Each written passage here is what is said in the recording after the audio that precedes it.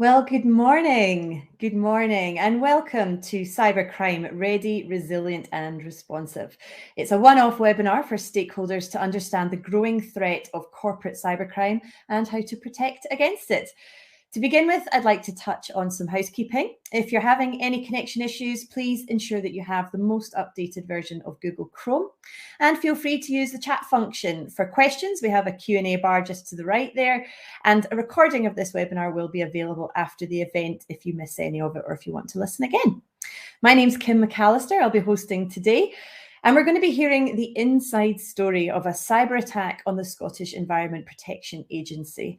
On Christmas Eve last year, this vital public agency, which among many other functions maintains a 24/7 flood warning service, was hit by a ransomware incident which was likely orchestrated by serious and organised criminals operating outside of the UK.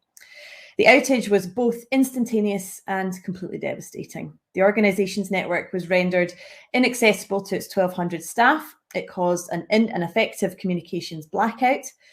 SEPA is well accustomed to responding to emergencies, but this one was different. The agency requested the immediate help of outside bodies, including Police Scotland, the Scottish Business Resilience Centre, and the National Cybersecurity Centre. And a series of crisis meetings were held and efforts began to recover what data and connectivity that SEPA could. It soon became apparent, however, that this was no ordinary hacking attempt. This attack, in the words of the investigators, displayed significant stealth and malicious sophistication with a secondary and deliberate attempt to compromise SEPA systems. Over the weeks that followed, a multi-agency investigation and recovery operation was in full swing, but the courageous decision was taken early by SEPA's Chief Executive, Terry Ahern, who refused to part with public funds to pay the ransom that was demanded. And that meant that not only did the network remain down, but the hackers released a cache of the agency's data on the dark web. This is what's known in the cyber world as a double extort. So 10 months on, the agency is still grappling with the immense challenge of not only working through a pandemic, but doing so with severely limited access to its systems. Through the challenge, though, comes opportunity, and SEPA is determined not to let the legacy be an entirely negative one. It has set about building a brand new digital and IT infrastructure, rather than simply rebuilding the old one. It's determined to build back better. Today's also a very significant milestone for SEPA because in the aftermath of the attack, the organisation commissioned a wide-ranging review led by the Business Advisory Service, ASITS, and with contributions from Police Scotland and the Scottish Business Resilience Centre. The purpose of this review was to establish what happened, how SEPA responded, the positives and the negatives, and what it must do in the future to be better prepared and protected than ever before. That review is now published for the first time, and SEPA hopes it will not only help it to understand the lessons learned, but it can also share them with other organisations as widely as possible so that they too can benefit from this experience. Now, SEPA has accepted the 44 recommendations made in the report in full. These actions range from the technical to the procedural and will undoubtedly be of great interest to all organisations who are seeking to maximise their own IT resilience as we face this growing corporate cybercrime threat. It's nearly doubled in the last year, according to the recent Police Scotland figures. So we're going to hear all about this in a global context and the specific incident relating to SEPA in this morning's webinar. I'm delighted we're joined not only by Terry Ahern, who's the Chief Executive, but also Dr. David Pirrie, who's the Executive Director at SEPA. This will give us that valuable inside perspective into the incident. And David Fabrash, OBE, who chairs the National Cyber Resilience Advisory Board for the Scottish Government, Detective Inspector Michael McCulloch of Police Scotland, and Jude McCorry, Chief Executive of the Scottish Business Resilience Centre, and also Paul Chapman, the Head of Public Sector Cyber Resilience at the Scottish Government, will all provide the invaluable external expertise. So I'm going to hand over to Terry shortly for a short introduction to today's purpose, but he'll also speak later this morning alongside David Pirrie for a deeper exploration of SEPA's response to the cyber attack, Before I hand over to you, Terry, I just want to do a little bit of explaining of your background, because it's very impressive. Terry's got over 20 years experience in the environment profession, having held senior roles in Melbourne with the Environment Protection Authority in the Australian state of Victoria, also in London with the global consulting firm WSP, and most recently in Belfast as the Chief Executive of the Northern Ireland Environment Agency before he joined SEPA. I'm sure Scotland's your favourite location of all those that we've mentioned. And in all this work, Terry's strongly focused on bringing environmental and economic aims together, supporting businesses and social innovation, and getting tougher with the worst environment performers. Terry's also a senior associate at the Cambridge Programme for Sustainability Leadership, a member of the advisory board of the Global Footprint Network, and a fellow of the UK Institute of Directors. What an introduction, Terry. The floor is yours. Thank you very much, Kim. And good morning, everybody. So I just wanted to add a little bit to Kim's opening about what SEPA was focused on in doing these reviews, which is the large subject of today's session. So most organisations that have a cyber attack don't say a huge amount publicly about those attacks. Some do, some don't, but the majority don't say too much. Our view is that that's completely appropriate. Every organisation makes its own judgment about its own context, whether that's commercial, public, whatever it might be. So people make judgments about how much they should talk about their cyber attack. Our judgment from the first day is to be as public and transparent as possible. And I just want to briefly touch on the reasons for that before we get into the subject matter during the session.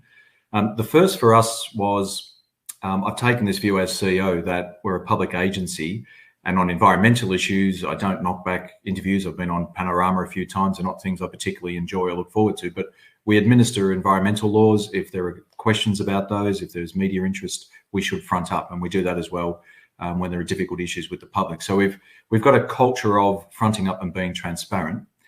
In both the server, dealing with the incident itself on Christmas Eve when it happened, we got in touch with media outlets and made sure we could get the message out that we had an attack so that people knew and that there was going to be significant impact from the first day.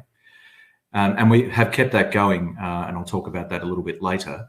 The one other specific thing I want to say about these reviews before we get into the session is no one asked us to commission reviews. No one required us to. I just took the view as chief executive in working with my board and my senior management team that there were two reasons to do this. The first was we've been hit by a major cyber attack, obviously. We needed to get external, a multiplicity of external advice about what did we have in place that was good, what else could we have done, were there any weaknesses, what should we do in building for the future. Running an organisation, I felt that with my colleagues was a really important thing we needed to do. We could have just stopped there, but the second part of it was, again, as a public agency, if we're going to do that for our own purposes, why not share as much as possible with everyone else? Because anybody can get hit by a cybercrime, as we'll hear about during the morning. And what we've done is publish as much as we can of these reviews, because if we can help even one other organisation not go through the horrible experience we've had over the past 9 to 10 months, then that's more than worth it. Now, what you will see is that we've redacted some material. So there are three reasons for that. The first is we have to protect the criminal investigation, which is a live investigation. The second reason is there's privacy, whether it's our own staff or some people outside the organisation, we have to protect their privacy. And the third reason is we have to protect both the administration of our work and also our own future cybersecurity. So if there are things that we need to improve, we tend in the report to have left in the generic lesson and maybe some of the detail we've redacted because we don't want to tell cyber criminals the detail of how we protect ourselves. So those three reasons are why you'll see material redacted. And it might be that in this seminar this morning, there are some questions that I and other speakers just can't answer. And I just wanted to be upfront at the start about what those reasons are. I think what you'll still find is by global standards, we have published more than most do. And as I say, that's just because we think as a public agency, that's our particular responsibility. We make no judgment about others who take a different course, which is totally suitable for their own circumstances. So Kim, that's all I wanted to say to sort of set the scene about the purpose, the role, and the way we have gone about publishing this information today, and that we'll get into when we turned into the session. Thank you very much, Terry. I really appreciate your honesty, your openness, and your transparency. And we will shortly be joined by Dave Fabrash, OBE. And while we're just making sure that he's connecting, because he's actually joining us from Saudi Arabia this morning, the magic of internet and working remotely. He's working out in the Middle East just now. So we're just making sure we have his connection. So just to reiterate what Terry said there, most of this is publicly available. However, I'm sure you'll understand that parts of this investigation can't be shared for obvious reasons. This is an ongoing live police investigation, so we don't want to compromise that in any way. It looks like David has managed to join us. Dave, can you hear me? Can you see me? I can both hear you and see you, Kim. So I think wonderful. Thank you very much, Dave. Really appreciate you joining us today. So before I hand over to Dave, I just want to give everyone a little bit of background on you, Dave, because you're much like Terry. You have a very impressive pedigree. So I think it's only fair that we share that with everyone. So Dave is obviously the chair of the National Cyber Resilience Advisory Board for the Scottish Government.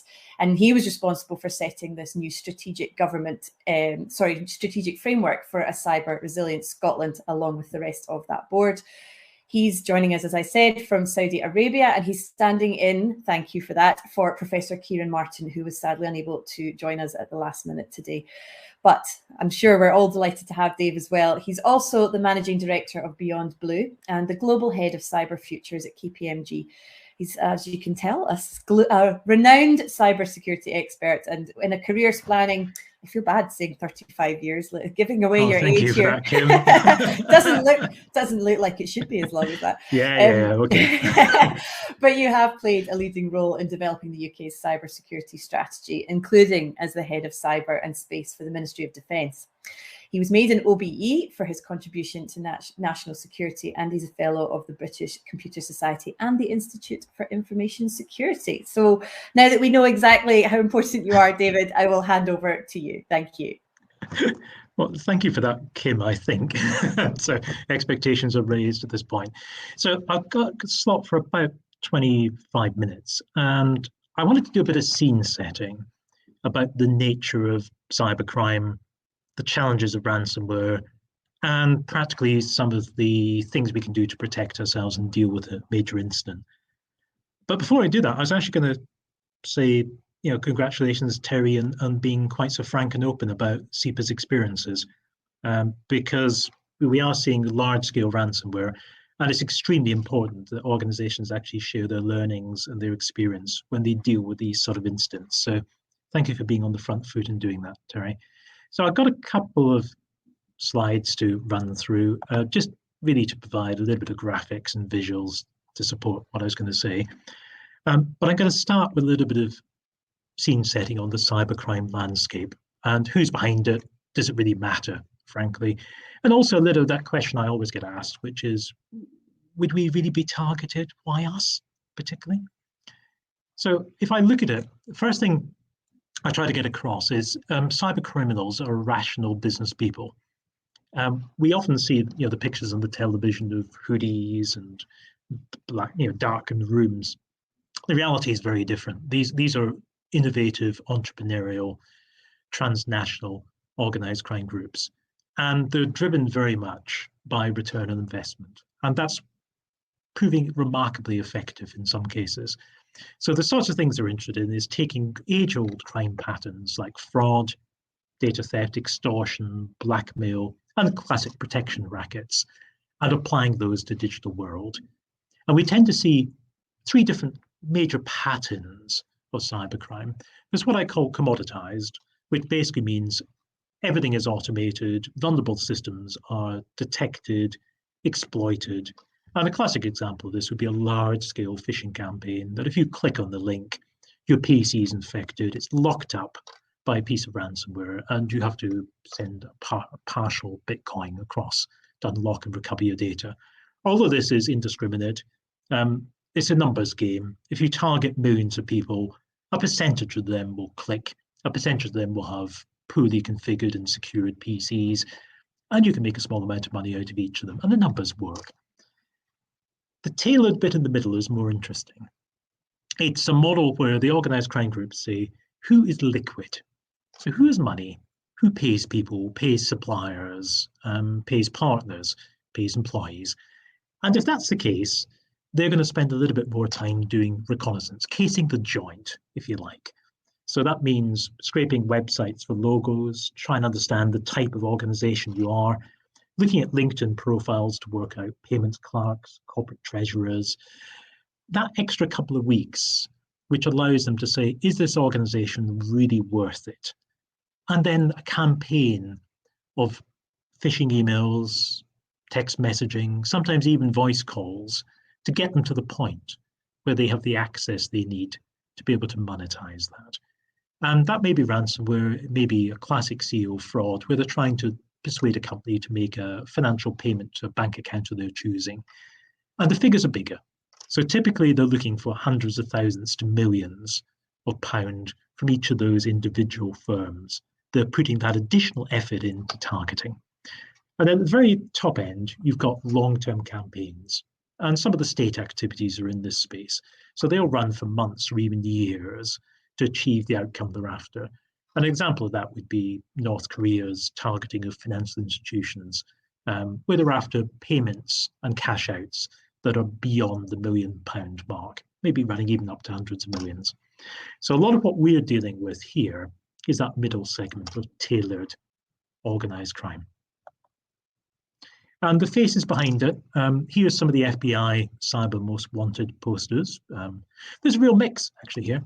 So top left, you've got a Russian-speaking organized crime group responsible for something called a banking Trojan, software that infects your PC, gets between you and your bank's web session, collects the credentials, puts in fraudulent transactions. At the top right, you've got the Iranian Revolutionary Guard operating as a sort of adjunct to the state, state-sponsored hacking, espionage.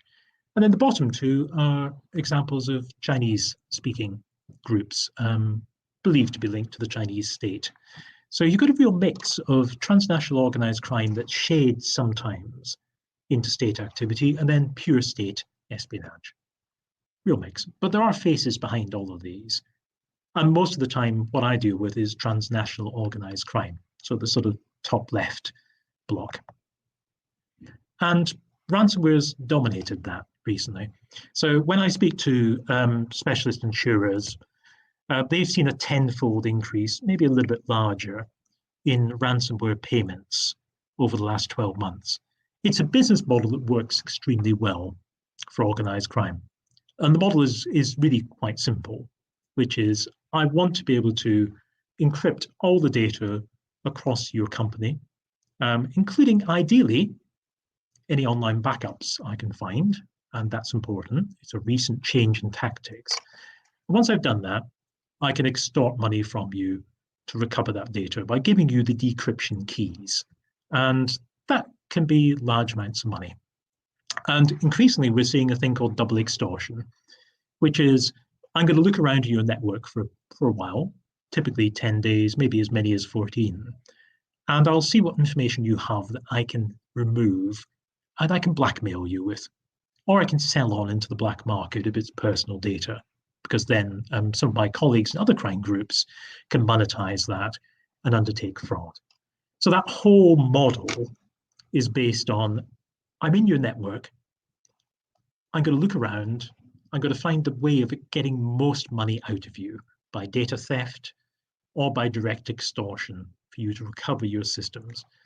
So there's a couple of examples hit the press in quite a big way.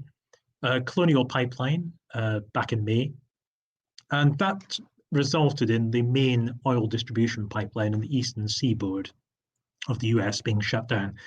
President Biden declared a state of emergency on the back of that particular cyber attack, and a ransom attack of $4.4 million was paid, 2.3 million was recovered. And the US government also were very aggressive in taking disruptive action against the organized crime group responsible for that. So that was a typical dark side, in this case, ransomware attack. And closer to home, we've obviously seen this, not just with SEPA, but with the health service executive in Ireland, attacked just a week afterwards by a slightly different Russian-speaking group. And that caused major disruption to healthcare operations across Ireland. And we shared a lot of lessons from SEPA with HSE as they were responding to that particular attack. 40 hospitals across Ireland had their data and networks encrypted, and that caused major disruption to patient care because they lost access to a lot of the lateral information on things like radiology that were provided by national systems run by HSE. So very messy. But the other lesson out of that was the long time scale sometimes for recovery. So the actual attack was 14th of May. 23rd of June, they had about 3/4 of their servers decrypted and back up and running. But actually that then extended out as they were getting to servers where the backups might not have been complete. They might have been running older operating system releases. They might have had compatibility issues. All of that meant even by September, they were still about 1 in 20 of their computers that they hadn't actually restored post that attack in May. So there's a long tail to some of these ransomware attacks as you're effectively prioritizing rebuilding your systems and your business as well. And we saw that with SEPA too. So a very, very clear need to prioritize the recovery actions. And also, if I'm being frank, it tested some of our national ability to support SEPA in handling that incident. So one of the things I'm heavily involved with the National Cyber Board just now is developing our national capability to deal with a multiple large-scale ransomware incidents if they do occur. So how do we do it and what do we do about it? So we're seeing a range of tactics being employed. And when we moved with COVID to digital working on large scale, we saw a big shift to exploit Office 365. And that was often weak passwords, people reusing credentials between the personal accounts and the corporate accounts. And in many occasions, those password credentials had been compromised by a breach of another system, and then were being replayed to try and break into the corporate system that individual was an employee of as well. So we saw those 365 attacks running. 365 security has improved markedly since then, and we're all waking up to the importance of stronger passwords and also multi-factor authentication as well, which is good. Phishing is still the most common attack method. But those phishing lures are getting increasingly credible, and often they're backed to social engineering as well. So it won't be one single email, it'll be a campaign of emails culminating with some time urgency or a real push to respond, to do something, to download software, to click on a link, to change a security setting even sometimes. So those phishing campaigns are very well orchestrated. I mentioned ransomware, and if we look at that, it's changed over the last 2 to 3 years. It used to be quite crude. It used to be, I've infected a single system, send me a Bitcoin, actually it's a fraction of a Bitcoin now, and I'll decrypt the data for you. Then it was, I've landed, I'm inside your network, how can I infect multiple systems, multiple servers, all your endpoints in the company? Okay, that's better. And then the last change, and the most awkward one, was I also want to find where your backups are, and if any of those are online. And if I can, I want to destroy, disable, or decrypt, encrypt those backups as well. So you don't have the ability to recover using online backups. So the NCSC put a big emphasis now on offline backup copies. You know they can't be touched, they can't be corrupted, but also testing your ability to actually recover those in the worst case as well. So the last couple of changes we've seen recently, a lot of automated vulnerability scanning. Just to give you a flavor for that, if you connect unprotected, i.e. no firewall, no antivirus, PC to the internet, it will take about 4 minutes for that to be compromised and infected. So a lot of automated scanning being done. And then the supply chain piece, most recent trend, we've seen a couple of cases with a firm called Cassia and a firm called SolarWinds, where organized crime groups or states have been targeting the supply chain. And the logic is very simple, which is if I can breach the security of somebody who's a software provider or a service provider, then all of a sudden I can scale those attacks, because it means all customers of that particular software provider are getting Trojanized, manipulated, subverted software that gives me the in and access route. So we're seeing a little bit of a trend there with organized crime exploring that as an additional attack option. So that's the tactics. Most of it's still basic. And the defenses, because of that, are a mix. And there's a balance here. So there's a balance between protection, detection, and response measures. And all three are actually equally important. So the protection side is very simple, often. Malware protection, so running up-to-date antivirus doesn't sound particularly exciting, but it's all quite critical.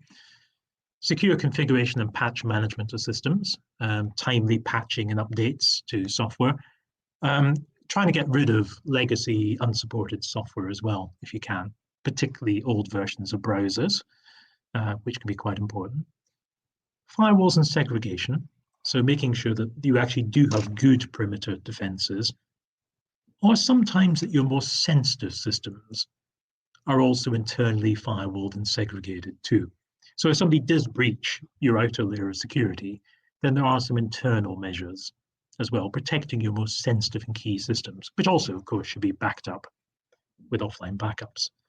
And then the access control and password security piece, there's some basics in there, particularly around how you handle local admin accounts and protect those, but also the basics of getting reasonably strong passwords across your enterprise, and that matters. And then I'm going to keep saying it time and time again, unfortunately. It sounds like a bit like a broken record, but the offline backup and recovery piece is probably the single most important piece just now, because we know that those ransomware groups are targeting any online backups, and they'll try and get the access credentials they need to corrupt those backups. So do seriously think about offline backups of your key data, and use that as a way of saying, if I really need to rebuild my organization, what do I really need to have available to do that? So that's a key piece. But there's also this whole preparedness bit. And incident management and planning is important here, which is, if you do have a ransomware attack or incident, where are you going to go for help? So do you have the capability to do that internally? Do you have an incident responder who might be able to assist you? Do you have cyber insurance? And does that cyber insurance policy include that initial incident response support as well, as it often does? And that's all about time.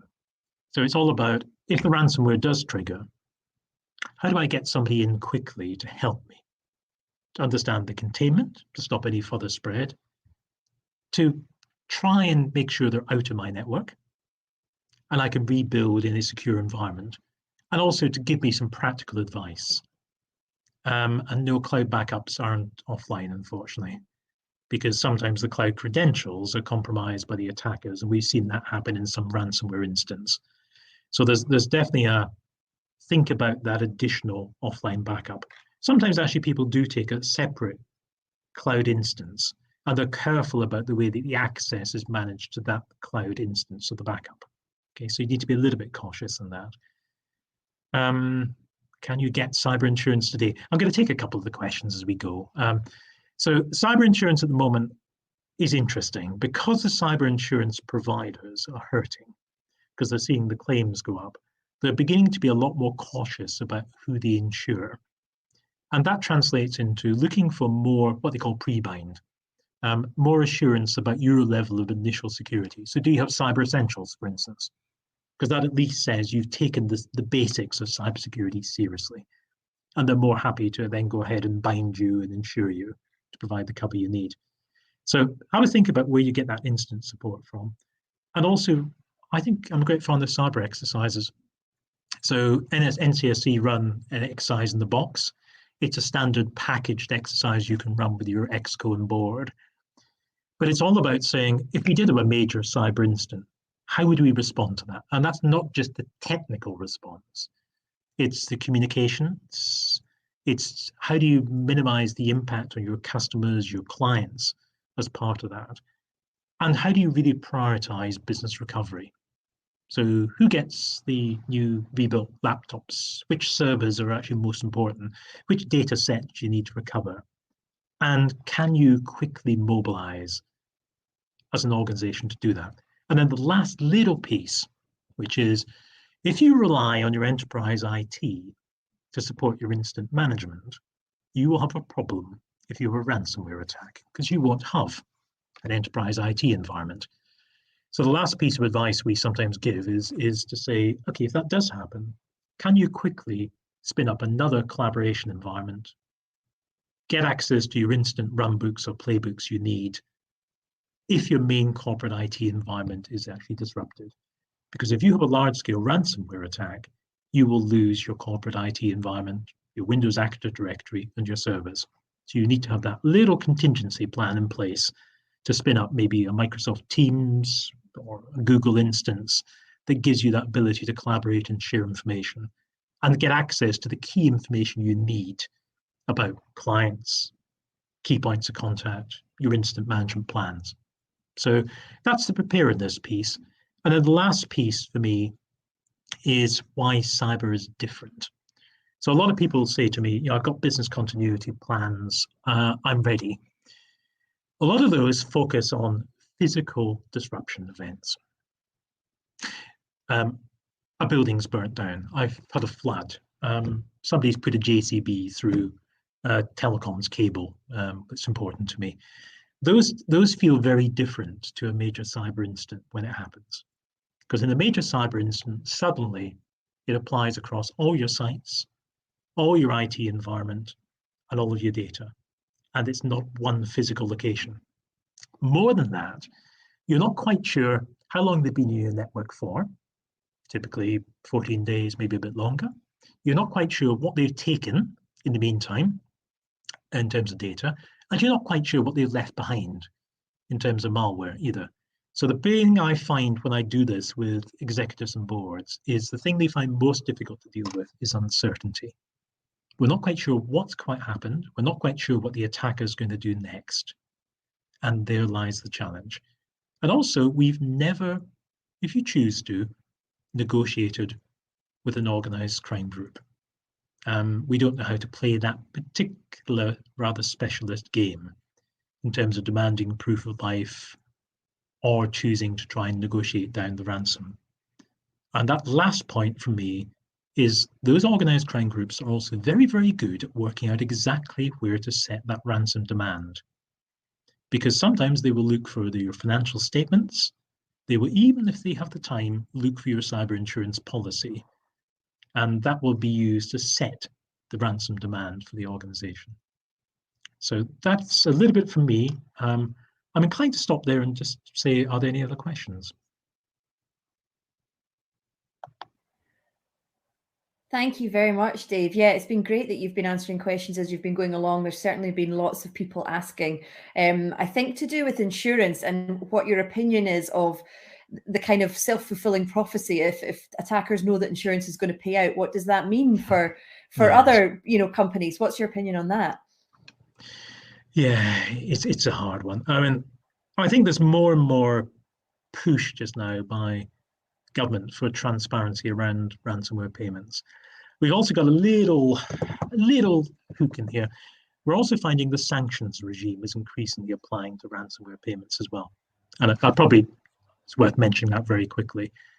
So the US OFAC, which is part of the Treasury, the EU and the UK all have sanctions regimes that apply now to certainly state cybercrime groups, but increasingly organized crime, which makes it illegal to actually pay a ransom to those groups. We also can't fund terrorism. That's illegal. And sometimes we find that the ransomware infrastructure being used by those organized crime groups is in a sanctioned country like Iran as well, which just makes the whole thing much, much more complex and messy. So I think you're going to find more and more pressure over time to get transparency and reporting around ransomware payments. And I think we will end up with a debate sometimes about whether the insurers are actually going to start being more cautious about whether they actually pay those demands as well under the insurance policies. It's not happening yet, but the level of claims is getting to be intolerable. There's lots of questions coming in, so we've got about 5 minutes. I'll get through as many as I can. Daniel's asking, how much risk is there to the perpetrators of these crimes given the complexity and international nature of it? Not much. would be the easy answer. I mean, okay, so Russia has a policy of not extraditing to other nations. So sometimes we have come across successful prosecutions of Russian organized crime groups, but it tends to be when they're traveling abroad and they're a little bit careless with their own security. So we have seen examples of that then occurring with extraditions to the US and then subsequent prosecutions. The reality is they're quite rare, currently. So what we're seeing more and more emphasis on, I think, is countries beginning to look at how they disrupt the infrastructure being used by those crime groups. So taking down their servers, making it more difficult for them to actually operate as well. So basically trying to impose cost on them. So at the moment, it's relatively risk-free, unfortunately. Yeah, lots of questions about passwords. Using these sort of password tools, are they good? Are they worth using? Yeah, yes is the simple answer. So I mean, I think a good password manager, and I can't give vendor recommendations, apologies. A good password manager is a good way to go because it gives you both the ability to increase password complexity, but also diversity of passwords across different systems. And I always make a point of trying to say, please choose a more complex password for your main email account, particularly since that's used by so many institutions like banks as a verification mechanism as well. So there's a few cautions in there, but yes, a good password manager. And actually, the iPhone is not a bad example of that. Good. Glad to hear that. That's what I have. And there's lots of people praising your presentation, saying thank you. It's been very informative. Do you have a sense of what the balance is? This is Nick Croft asking, in terms of public sector or private sector attacks by organised crime groups? Oh, yes, it's an interesting one. And it's possibly changing a little, actually. So private sector is still more common. But there is a but in there. We did see an increase in ransomware attacks against the health sector during the whole sort of COVID pandemic, because the judgments being made, I think, by some of the criminal groups were it's easier to extort money, and in some cases, the baseline level of security may be lower than some of the the hard corporate targets they really want to get into. So typically, what I'm tending to see is they tend to do almost mid-tier private sector clients, because you're after clients who have a decent amount of money, usually. So £1 million extortion demand is not unreasonable, but they may not have the level of sophistication you're going to get if you targeted, I'll give you an example, defense sector or a major bank. So you're in that model. Sometimes that will move down a little bit into the SME community too. And we are seeing a lot of targeting just now of universities and academic institutions currently. Oh dear. Okay. And we've just got a couple of minutes left. So I think this is a good one from Sean Melody. What advice would you have for smaller organizations in terms of incident preparedness and cybersecurity capability? Yeah, I think, well, I mean, the smaller ones, I think the cyber insurance option is still a good one, actually. Actually, in some cases, SBRC is a good link in there as well, actually. So because the basic cyber insurance policies will bundle in specialist incident response support as part of that, usually for an initial period of time, like 48 hours or 72 hours, depending on the policy. But that's often enough to at least get you that initial, I've never dealt with this before. I'm getting some good advice now. I'm doing the right things in that first stage of a major incident. So I would seriously think about cyber insurance as a piece. Or you can actually have a retainer with an instant response firm, but that's probably less appropriate for SMEs typically. So I guess being at this webinar is a good first step, informing yourself, hearing about the latest information, and then taking a good look at your own organization and realizing what's the appropriate measure for you then. It's a very good start, and there's a lot of good information out there. Not just SPRC website obviously is a good source, but Scottish Government also puts out a lot of material with links to the National Cybersecurity Centre in the UK as well. So there's no shortage of advice, and some of that advice is specifically tailored to either SMEs or to the charities and third sector as well. So it's well worth reading. Thank you. Well, that's been really interesting. So on behalf of the whole audience, thank you very much, Dave, for joining us all the way from Saudi Arabia. A great presentation. And we will have a panel discussion at the end of this event as well. So if you have any more questions that you want to ask, please do put them in the Q&A and we'll get through as many as we can in the time that we have. But for now, thank you very much, David. My pleasure, Kim. So now we are going to hear that deeper exploration of the cyber attack from SEPA's perspective. And Terry Ahern will be joined in this presentation by Dr. David Pirrie. David has over 25 years of experience with the Scottish Environment Protection Agency as Executive Director.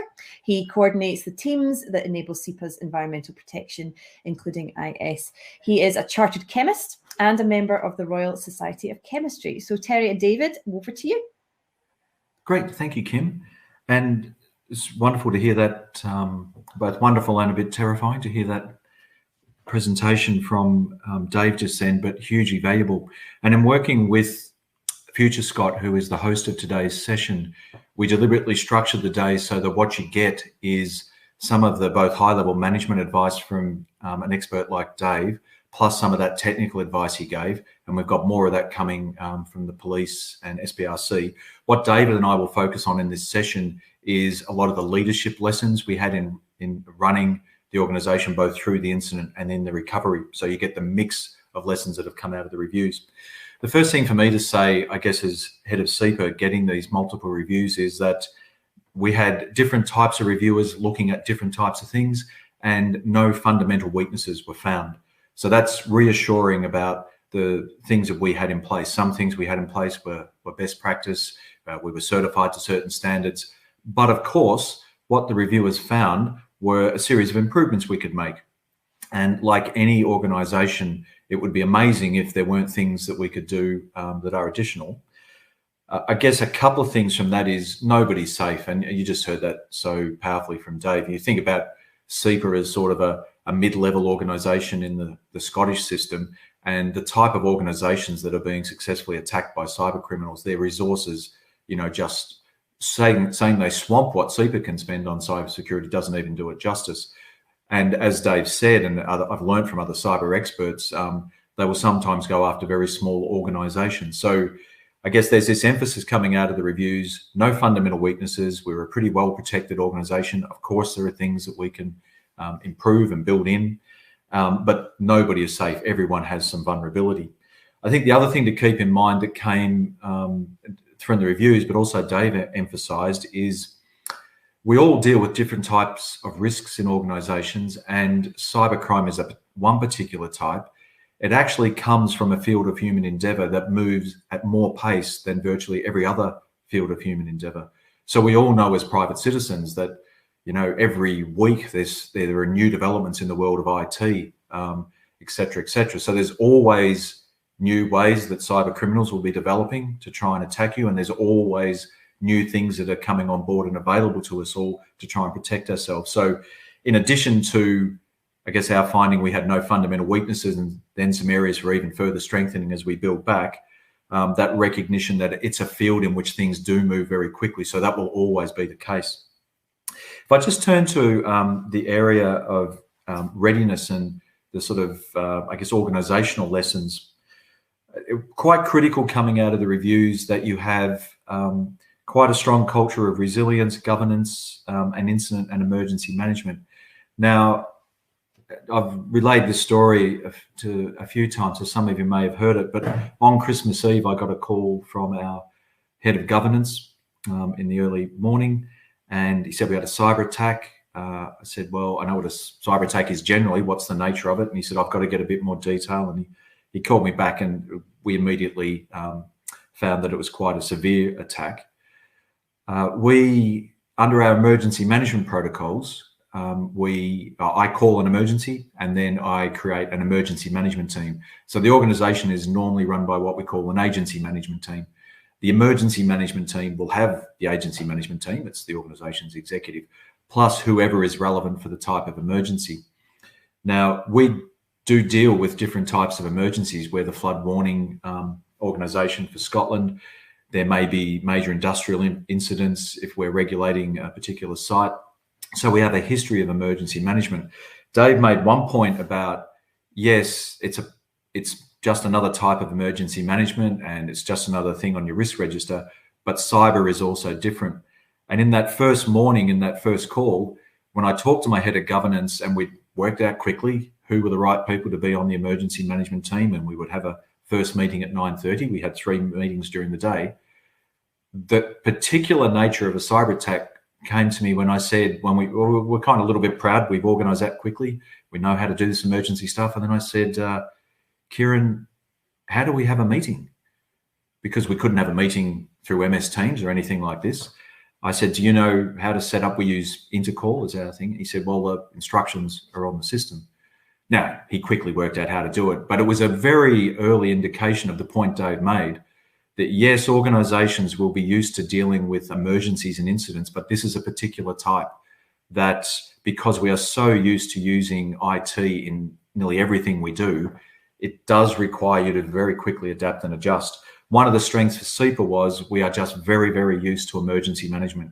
So the fact that we were able to slip into that, have those 3 meetings on that first day, and then progressively do things over the next few months, I think was built on that culture of incident and emergency management.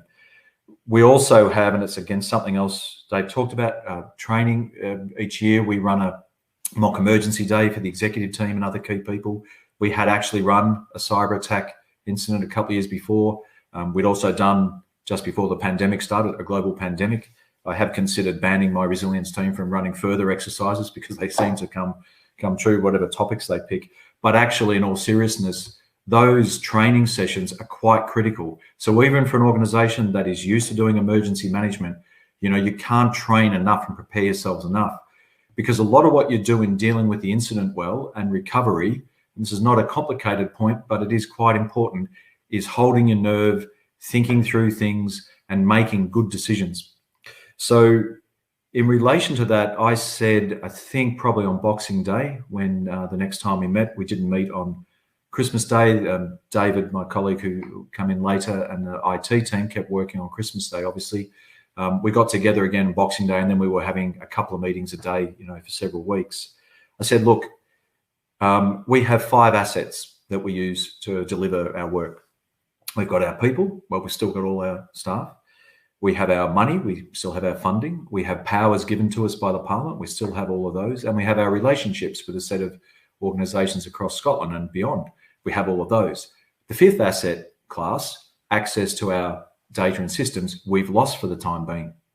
So what we have to do in this emergency and this recovery is basically milk more from the other 4 assets. And that's what we did extremely well.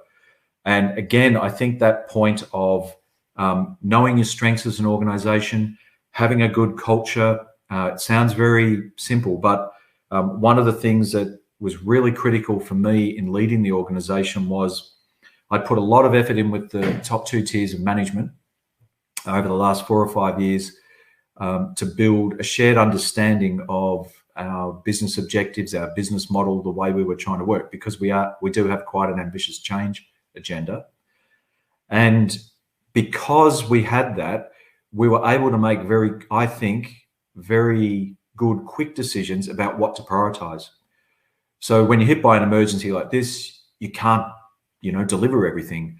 I said to people on Boxing Day, don't judge ourselves by normal standards, because we've been hit by a cyber attack on top of the pandemic. We can't do everything we would normally do. We can't even get close to that, particularly in the first few weeks.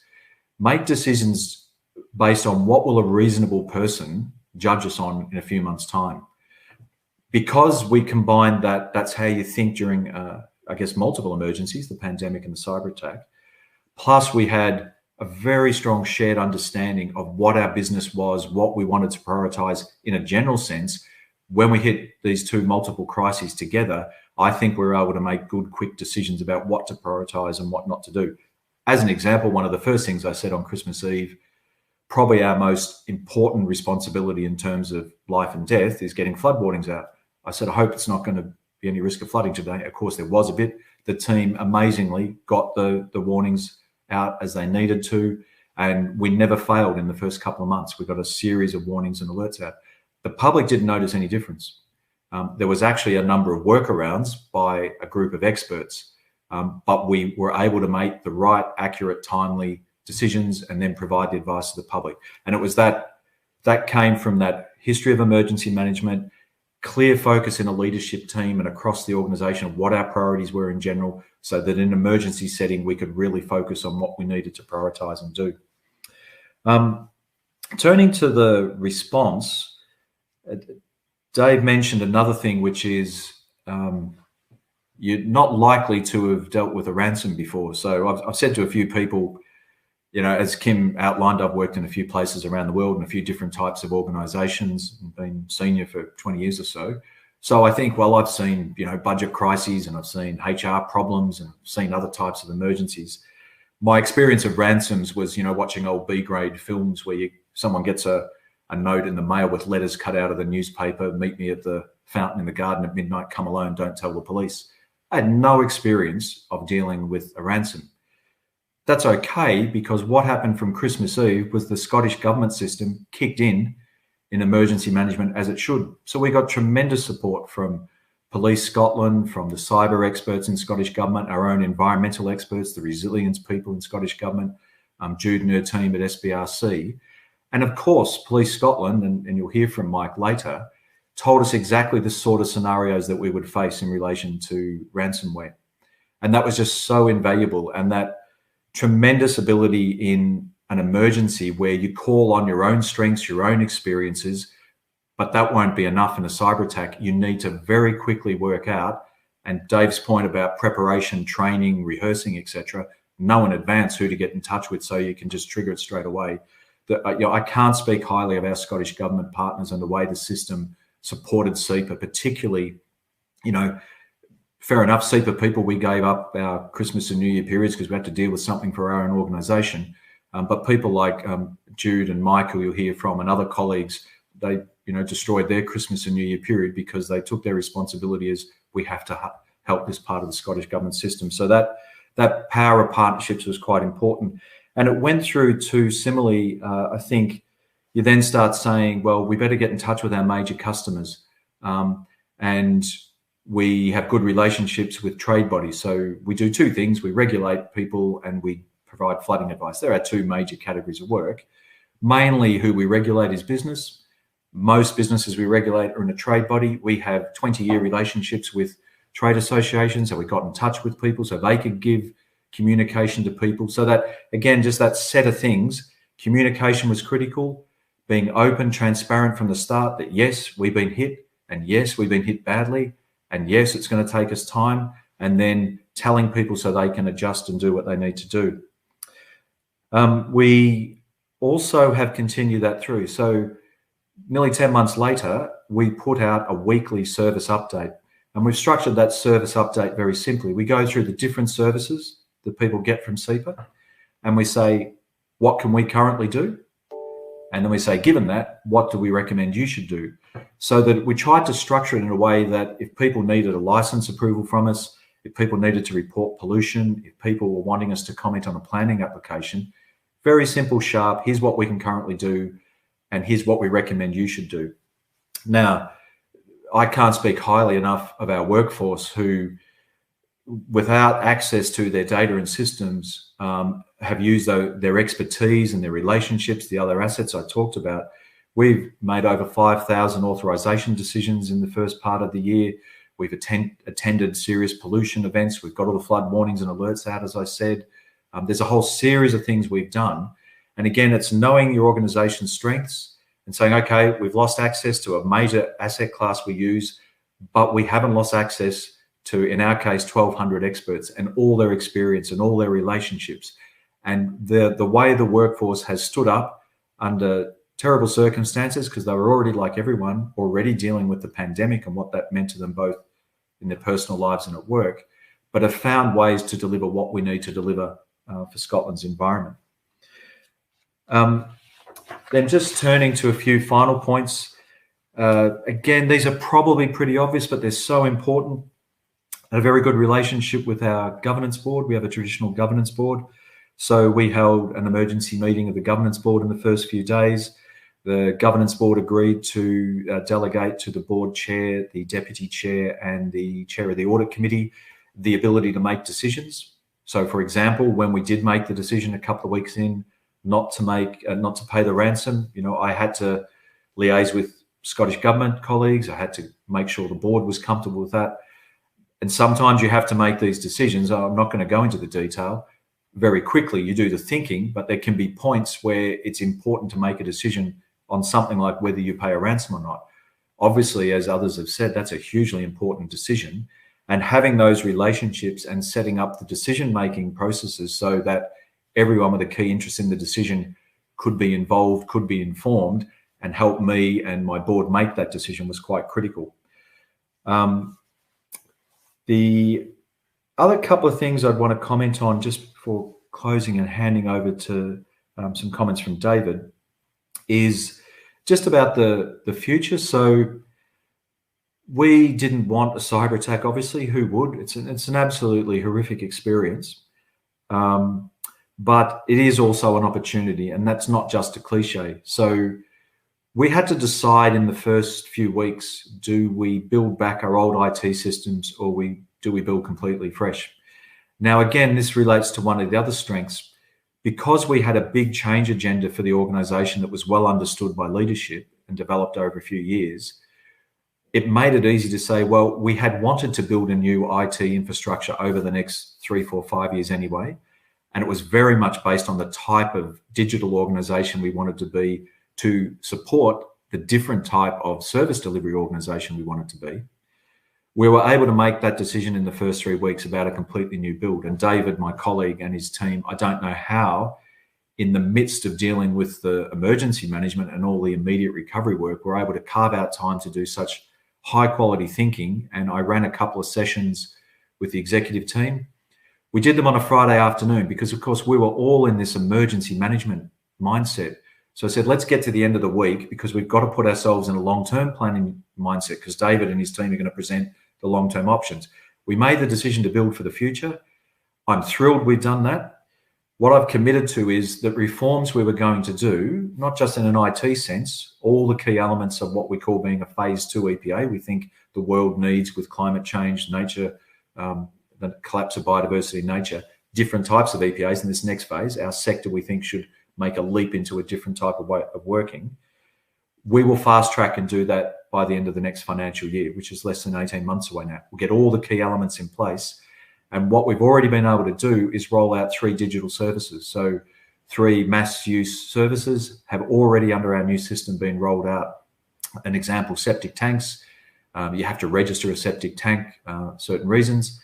That used to take exchange of paperwork, could take weeks. It's now something that can be done in minutes with no paperwork.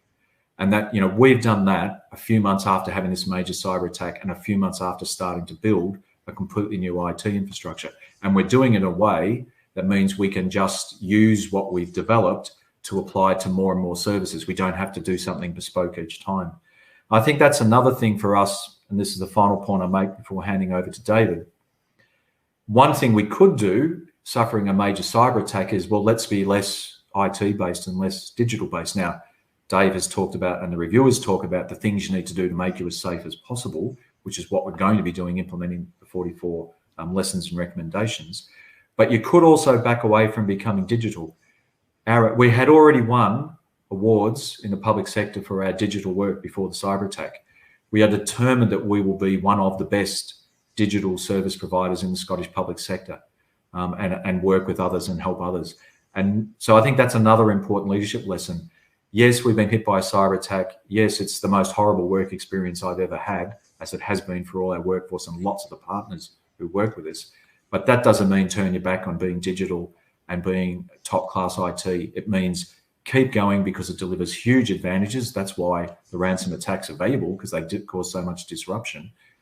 But then just make sure you put the absolute best in terms of cybersecurity. So with those leadership lessons, I'll hand over to my colleague David, who'll give you a little bit more flavour on a couple of those elements. David. Okay, thanks, Terry. Good morning, everybody. I'm David Perry. I'm the Executive Director for Evidence and Flooding within SEPA. But today I'm going to be talking to you in my role as incident manager for the cyber attack. So I coordinated our response to the attack. And very briefly, I'm going to try and cover two things. I'm just going to pick up on some of the key lessons that I learned from being incident manager, and then I'm going to try and give you a flavour and an overview from the recommendations and the key learnings that have come out of the reviews that we did. So you've already heard from Terry that in many respects, SEPA is well placed to handle incidents like this. The normal business incidents like severe weather and power outages, but also as a Category 1 responder doing pollution events, doing flood forecasting and warning. In fact, today we're doing flood forecasting and warning down in the south of Scotland. It's in our DNA. It's something that we do almost, maybe not quite every day, but we are regularly handling incidents. And so we heard from Dave earlier on just how different a cyber incident is, and it definitely did feel different in those early days. The technical aspects of the incident, the scale of the incident, the uncertainty. I recognise all those points that Dave made earlier on in his talk, but actually, as incident manager, the challenges we faced in those very early days, they were exactly the same as any other incident that we deal with. It was all about ensuring that everyone has the same situational awareness. It was about bringing the resources of the whole organisation to bear on the incident, and it was communicating and coordinating who's doing what's going on, just like how we handle any other incident. The scale was different, the uncertainty was different, but I think a key lesson is fall back on your tried and trusted procedures. They'll serve you well. They did serve us well.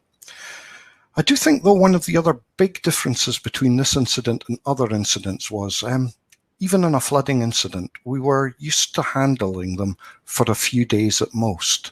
The cyber incident has lasted a lot longer than a few days. So a key lesson is, in those early days, it's a marathon. It's not a sprint. Set yourself up for the long term. Set yourself up with the relief staff, with the appropriate support so that you can last for the long term.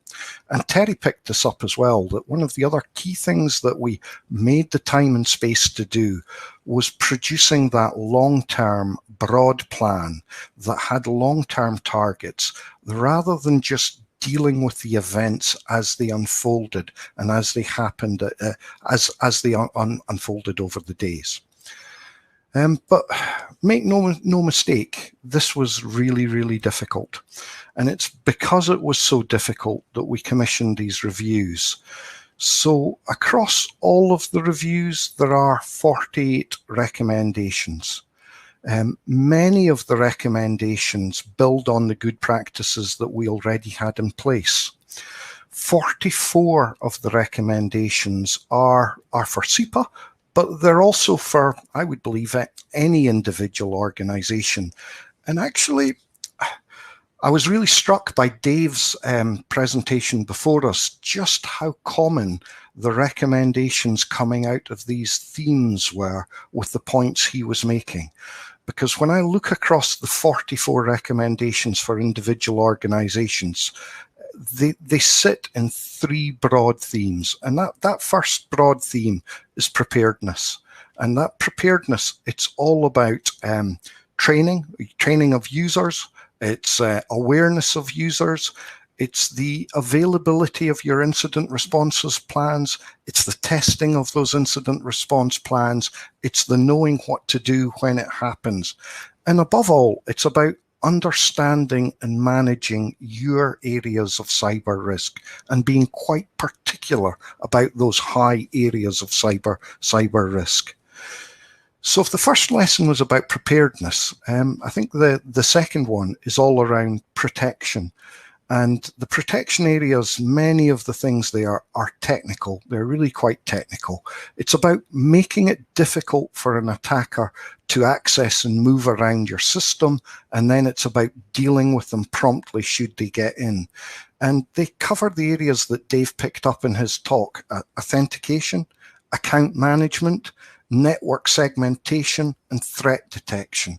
Things like network segmentation, really important that you know those business systems that are really important to you and that they're segmented and it's difficult to get to. And that really leads you into that third area of lessons, and they're all about recovery. It's about that understanding that not all of your systems and not all of your data is equal. Be really clear about those systems that you have to recover and get working within minutes or hours. We knew that our flood forecasting and warning systems were our top systems, and we were able to get them up and running.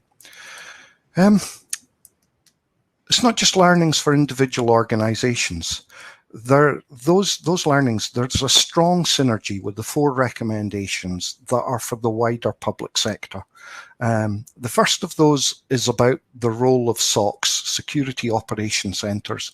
Is there more that can be done collectively to make use of Security Operation Centres?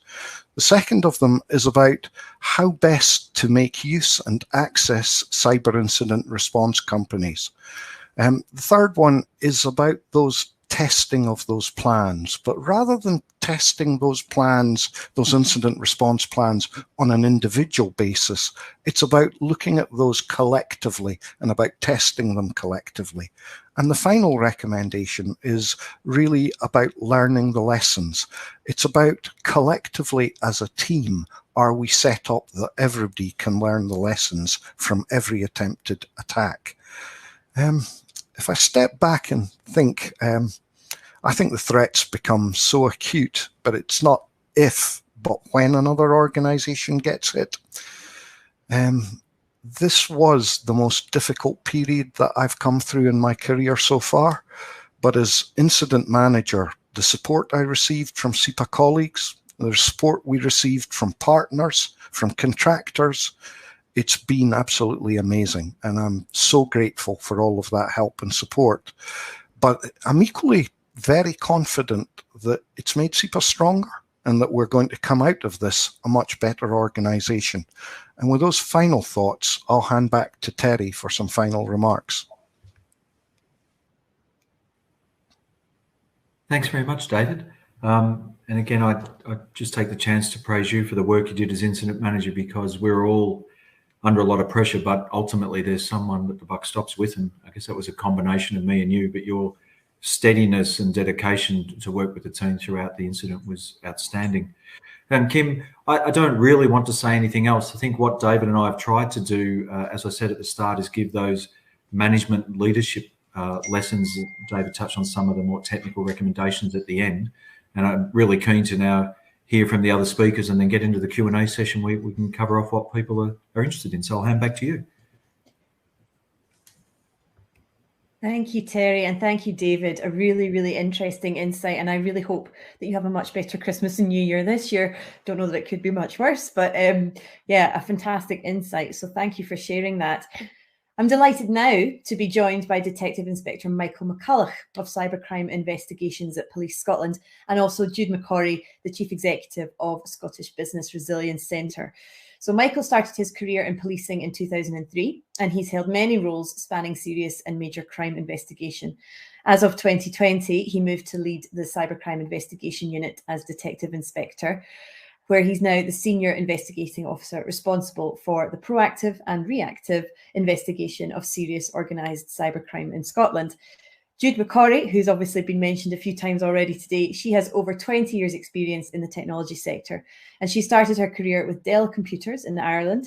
She joined SBRC in April 2020 from the Data Lab, where she was the Director of Business Development, working with industry and academia to maximise the value of data for Scotland.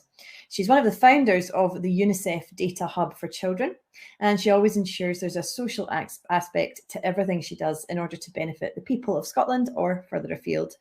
Jude's a board member of Parkinson's Scotland and the policy board at SCDI. So I'd like to invite Michael and Jude to join me just now, if you can turn on your cameras and your microphones. Thank you very much. Welcome to the webinar, and I'll pass over to you. Okay, thank you very much.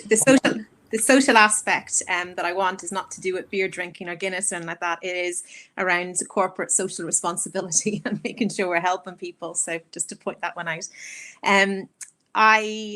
Coming on at this stage of the webinar is probably going to be a bit repetitive for everybody and especially what I have to say around this. But what I want to talk about is basically what we're doing as a nation at the moment and also where we need to be going forward. And what I'm going to start with is basically what we're doing as a Scotland PLC. And this is going to probably sound a bit like an Oscar speech because it's the only way that I can probably say this. Because of the organisations that are involved in cybersecurity in Scotland at the moment, we've got a fantastic can-do attitude of the cyber community in Scotland, supporting each other, networking, collaborating.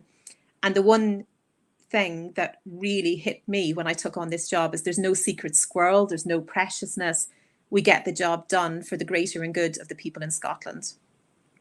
A few organisations that, and I think what people are getting from the chat is this shared, where do we go to?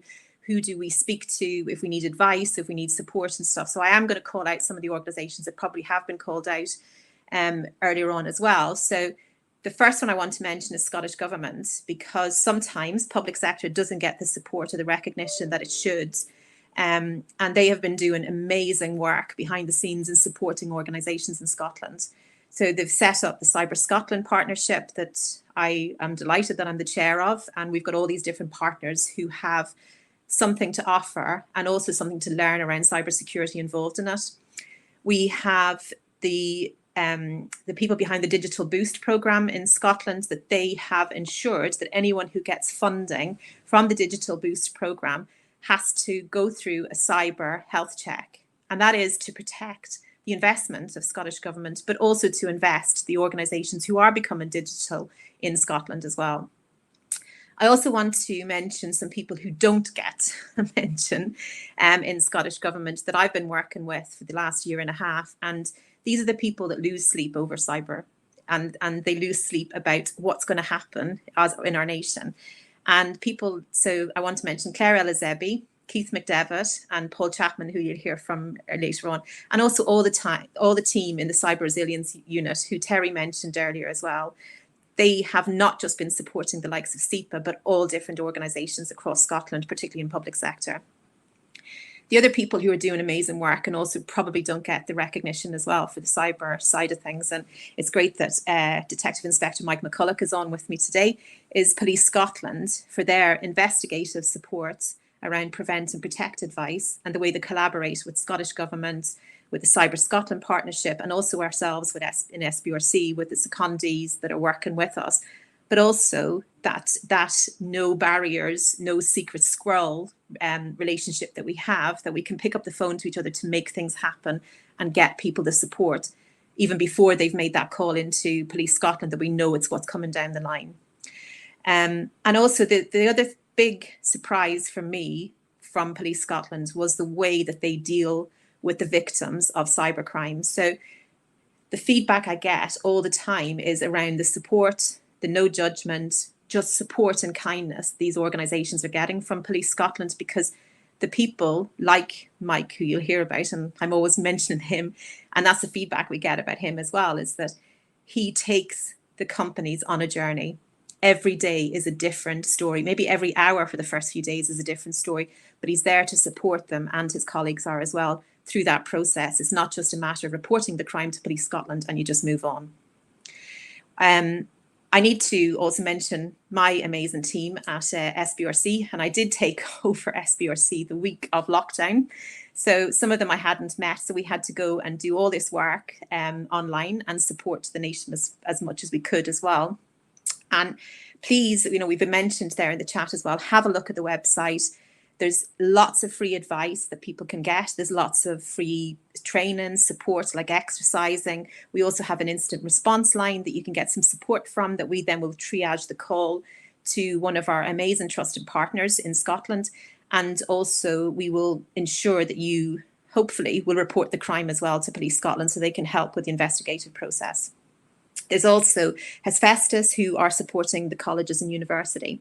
And I did mention the Trusted Partner Network. So these are local cyber companies in Scotland that are carrying out all the health checks for the Digital Boost programme, but they are also the companies we will put you in contact with if you call the instant response line, and make sure that you're matched with an organisation that can help you rebuild your organisation post-attack. And also the organisation who probably didn't want to be in the limelight for cyber, but they have been for the last year, and it's SEPA. So the team themselves, my heart went out to them during the Christmas holidays, but I have never met a team of people like them, even through all the stress and strain. They were amazing to work with, and they were so easy to help. And Terry is always thanking SBRC for the help and support. But my answer to that, and people have probably seen it on Twitter, and they think that myself and Terry are great friends, we've never actually met personally, is that it's very easy to help good people. And that's what they are. And they have hockey sticked cyber in the last year to basically make it a prominent discussion topic on everybody's minds in the last few months. So please listen to them today, learn from their reports, put in some changes, do everything that they're talking about. Listen, don't just turn up today, be an active participant, because they've been through the pain, they've got the t-shirt of this, and they will help. If you listen to them, they will help your organizations.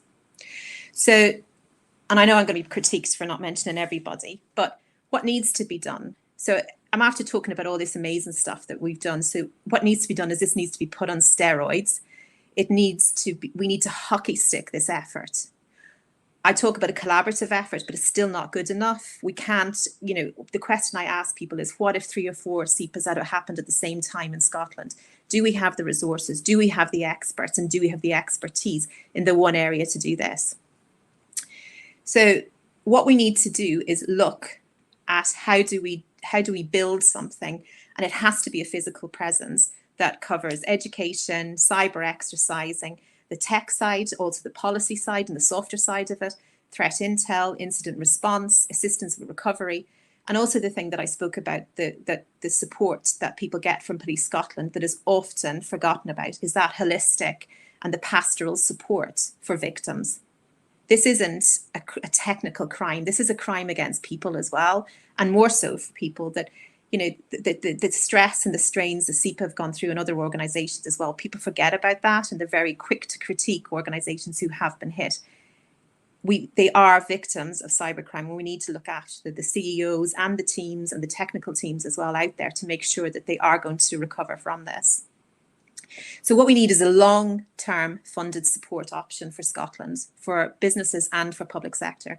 And the reason I say long-term funded support is that we need to attract, hire and keep that expertise in Scotland and give them job security. We can't fund cyber on an ad hoc basis for this nation. So I'm really delighted, and I welcome Mr. Swinney's commitment to looking at proposals as a matter of urgency for the establishment of a recognised, authoritative and collaborative function to combat cybercrime. And this was mentioned in the COVID recovery strategy. So, but what we also need to do is make sure that we're not going to just rely on Scottish government to protect our nation. Organisations need to wake up, a serious wake-up call on what they should be doing as well for themselves. We need to lead from the top down. Some of this stuff I'm going to mention now is stuff that David Verbash has mentioned earlier on, but we need to keep pushing this message out. We cannot leave it for others to protect our organisations and our nation. Lead from the top down. All you board members, CEO, non-execs, you educate yourself around the cyber risks. Make sure the cyber is on the top of your risk register for every board meeting. Lead from the very, very top. Make sure all of your people are educated, not just your technical people, the people who answer your phones, the people who speak to, your suppliers. Everybody needs to be educated around cybersecurity. Test your IT, look at vulnerability testing, pen testing, do your upgrades and your backups. Read the SEPA report and recommendations. Take the advice. Don't let all of this be in vain. This was a lot of work from SEPA, and they should be congratulated on the openness and transparency around this. I mentioned again, educate, even the basics. What does a ransomware email look like? How would you recognize some sort of attack that's about to happen on your system? Exercise and put yourselves through the pain in a pretend scenario, in a pretend fashion, that you realize what can happen, and you cover all the basics. These actually give you more questions than answers. And also test your cyber. There's a lot of talk around your cyber insurance. Don't just sign up for cyber insurance. Find out what exactly you are insured for. If you talk to your cyber insurance company and go through a scenario yourself. So sometimes there'll be limitations on what you can say about the attack, who you can say things to, and also who will handle this. And I did promote our trusted partners, all the cyber companies in Scotland, because I do think that's a big thing, that if you do have some sort of criminal activity on your systems, it's very good to have a local supplier that's going to look after you as a Scottish company, not somebody, and I'm not dissing any companies down south, but you need that local support. So make sure that your cyber insurance covers all those areas. Have an incident response plan and have it on paper, because your systems will be down, you won't be able to access it. Also look at accreditations like Cyber Essentials and keep up to date with advice from NCSC, Cyber Scotland, Scottish Business Resilience Centre, Police Scotland. There's lots of advice out there. And another shout out for SBRC, we've launched our app today. So if you download that, you're not then relying on LinkedIn and Twitter for threat intel. You will get push notifications as soon as we get the information in, so that details that you should be looking at for your cyber security. And a final point, I'm not going to dwell into this because you're now then going to hear from Detective Inspector Mike McCulloch, but what do organisations do if they are targeted by cyber criminals? Have, again, the soft copy of your incident response plan. Report the incident to Police Scotland 101. Call your incident response partner if you have one. If you don't, you can also call the SBRC incident response line and we will help you as much as we can. And we'll also then triage the call out to one of our trusted partners. Treat your systems like a crime scene. Do not try and do anything. And also do not negotiate with any kind of ransomware requests. That's as much as I can do. And then we basically always hand it over to Police Scotland to look at the investigative side. So I want to hand it over to Detective Inspector Mike McCulloch now. Thanks very much, Jude. So good afternoon, everyone. Yeah, I'm Michael McCulloch, Detective Inspector for Cybercrime Investigations at Police Scotland. So I'll take these 10 minutes to just touch on a couple of things and want to make some of what's been discussed, particularly by David, as real as possible and put a Scottish perspective on some of that. And I'll start off just by touching on SEPA's approach to this, which I know has been mentioned, but it's of real value to us, particularly for our prevention awareness strategy. SEPA were a well-protected organisation, and the fact that they have fallen victim with a company of their stand and scale and cybersecurity posture to have fallen victim is evidence itself of the threat that's out there. That open and honest approach that they have shown has been invaluable, in that there's nothing that effectively focuses the mind like a real-world case study. And SEPA's openness has provided us, Team Cyber Scotland, as Jude's just outlined, a huge opportunity in terms of enhancing awareness and security. So I want to thank them for that. I would say then on that topic that my comments will be generic in terms of ransomware and victims and not specific to the SEPA case. And that kind of leads me into the bit around the status of the investigation itself, and because it may affect the Q&A, and just to help for that and for those out there. It is a live and police investigation, and there is indication that it's international serious organised crime or behind the attack. So we're really limited in what we're able to discuss in terms of specifics of the compromise. And even if that weren't the case, we don't want to be too specific in that. We don't want to school the criminals in how to conduct this sort of criminality. The other bit, and touching on what David said previously, is I would urge caution on that note around seeking to focus too much on the specific mechanisms of compromise in one particular event like SEPA or any other, as there's variation in every single attack, and the cyber threat and the landscape and what the suspects do moves so quickly that to focus on one particular threat vector or one incident in terms of your cyber security would leave you vulnerable. I would say as well, though, although we don't go into specifics of victims or attacks, which is really important in terms of that confidentiality that we provide, we do share those indicators of compromise where we identify them during any incident, whether it's an IP range or anything that we can allow the wider public and public sector to protect themselves. We link in with our colleagues at Scottish Government in terms of crew notification. We use the SIS platform to provide those. So where we get them, we do share them. And you can take appropriate measures to protect yourselves. I probably won't be able to go into kind of techniques or tactics, because that would just allow threat actors to prepare, counter, and avoid some of the things that we do. So I want to touch now just on the threat landscape, and that, following from David, the threat is real for Scotland, to just give a bit of flavour around that. And it goes without saying, and it's obvious, but just to bring it home, SEPA are not at all alone in terms of their status as a victim of ransomware. Cybercrime, particularly ransomware, is like most crimes, it forms part of a criminal enterprise, and David talked about that, but bringing that right down into a Scottish perspective, it is a business, and it's a criminal business to make money. And where a criminal business will, like any other business, flex towards opportunity, and we absolutely see that in terms of what we do at Police Scotland.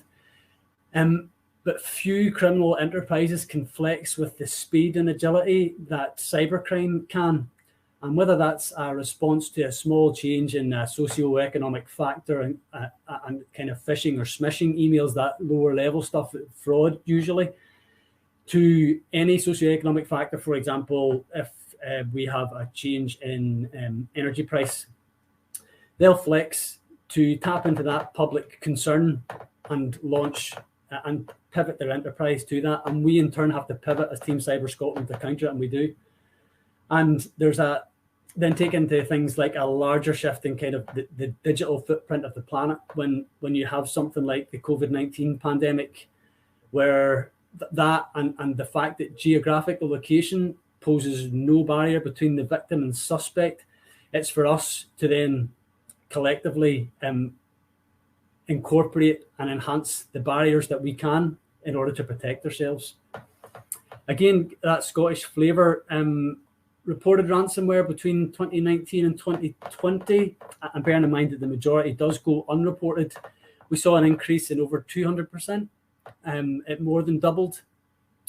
And there's that correspondent, that evidence of that flex that I was talking about in terms of our corresponding decline in traditional crime over the pandemic as lockdown kicked in.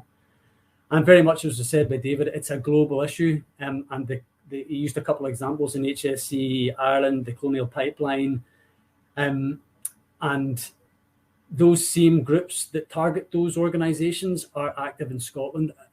Don't think that this is a global thing but doesn't affect us. And just to cover it quickly and give that it is here and a threat in terms of variant that we've seen. I'm going to list some of them and then some of the business areas that we talked about, and David covered that as well. So variants are ransomware, Dharma, Phobos, Ryuk, Descriptor, Locker, Goga, Lockbit, Krylock, Matrix, Medusa, Locker, Revolt. We see these all. There are victims of all of these in Scotland, so it is a real threat. And in terms of business area, we've had graphic design, construction, education, retail, dentistry, haulage, engineering, and charities. Just to give how broad the spectrum is and how real the threat is. I'll touch just now on the network then, in terms of law enforcement, Team Cyber Scotland that I mentioned. The network that investigates, and Jude kindly touched on the support for victims of cybercrime, in particular ransomware, because it is so high impact, is national, Scotland, UK, and international. That international threat that I talked about requires a collaborative international response, and that is very much what you get. And we are your conduit into that process. It's a really close tied collaborative network. We link in with National Crime Agency, National Cyber Security Centre, Europol, and wider law enforcement across the world as part of our investigations. And it's that collective capability and understanding that we can bring. So if we don't know and we can't support you and we don't have knowledge of a particular variant, although we often do, we tap into that network to bring that knowledge to inform you and allow you to make as informed a decision as possible in terms of what you're facing. Touching on the criminals themselves, and it has been touched on, previously, but giving it that Scottish perspective in terms of what I see, they are sophisticated. They will hide within your network. They escalate privileges. They delete as they go to cover their tracks. They build in persistence, and they try and usually do stay under the radar. And it's hard. It is hard. So it is very much about what you can do to protect. And when they do call out, or the inbuilt mechanisms that you may look at or may be notified of, it's in a manner, and David talked about that social engineering, that hides who they really are. It'll often be something masked as a function that you recognize, so you don't give it as enough scrutiny. And that's how they just stay below the radar. And it's been touched on across the piece, but the one of the weaknesses that haven't been is actually people, and that's just our nature. We are manipulable, we're creatures of habit, and we tend to trust by default, and it's building in into your systems the contingencies and the cross-checking and second factors of authentication that will prevent these from happening to you across the cyber kind of threat spectrum. And just lastly, the support, and this is the piece that Jude touched on there. Our support and our response isn't limited to the investigation, because ransomware in particular is really tough on the victims of crime, and we're here to support you. We won't impede your recovery as part of that investigation, but we'll seek to work with you through that, inform your response, inform your decision making, and sometimes your recovery processes, and bring in other partners as well across that Team Scotland, Cyber Scotland that I mentioned. The wider network I've talked about in terms of what we can tap into for you, and we understand that the business and recovery comes first, or you won't phone us, and we're here to support you, and we're here to investigate, and we absolutely understand about striking that balance, and we will talk to you throughout that, and if you have concerns, share them. And one of the obvious concerns is confidentiality, and we absolutely understand that, and we'll guarantee it. And where that confidentiality starts to get eroded, whether it's media coverage or otherwise, your media strategy, we can help with that, or the police, so we have experience of it, and we will link in with you. You will dictate that media strategy, and we will follow you and support it. It is very much a collaborative approach with our victims, and that also includes what to do around data leaks, and David touched on it in that double dip. So you'll have the ransomware, we've encrypted your data, we now want payment, and the second part of that is data exfiltration or theft, and what they do with that data. That can pose lots of questions and real concern. Again, we have experience there, and I offer that to any of the victims in terms of the police response. And Kim, I think I've timed that not too bad. That's all I wanted to say and kind of open. Thank you very much, Mike. No, that was perfect timing. Well done. Thank you very much. And great to hear from both Jude and Michael there. It's been a great series of speakers. I hope you will agree. A really great insight into cybersecurity and cybercrime. I mean, it's undoubtedly a huge collective endeavour to ensure we're protected against online harms. So I'd like to invite and welcome back all our speakers to the panel to have a discussion and to answer some of your questions, to hear how we can take this review process forwards and use the knowledge gained from SEPA's experience. Just before I invite all these panelists to join me, I want to introduce Paul Chapman. He's not spoken yet today. He's the Head of Public Sector Cyber Resilience at the Scottish Government. And he's also played a key role during this SEPA cyber attack. One of the things that came out of the audit process was also around intra-agency cooperation in terms of the investigation, the technical and incident response, and the information sharing. So we'll hopefully hear in the course of this panel discussion some of the detail behind that response and how it might provide a template for the future. So welcome back, everyone. We've got lots of questions coming in, so I'll get through as many as I can. Just a reminder to the audience that we have the Q&A screen. Please do ask what you have on your mind, as long as it doesn't interfere with this live investigation, then I'm sure the panel will happily answer.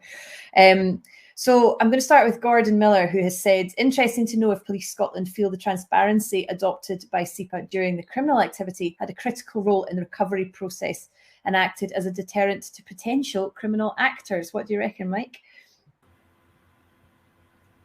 Yeah, I touched on it there in terms of SEPA's openness and what's that's provided us in terms of opportunity and making it real, making that threat real.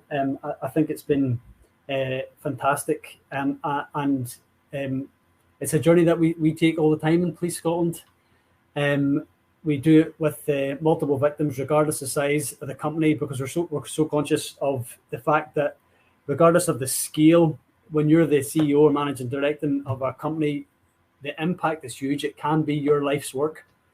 And pulling on those resources that I've mentioned to maximise how we can support and investigate that is really important. And I think it's just brought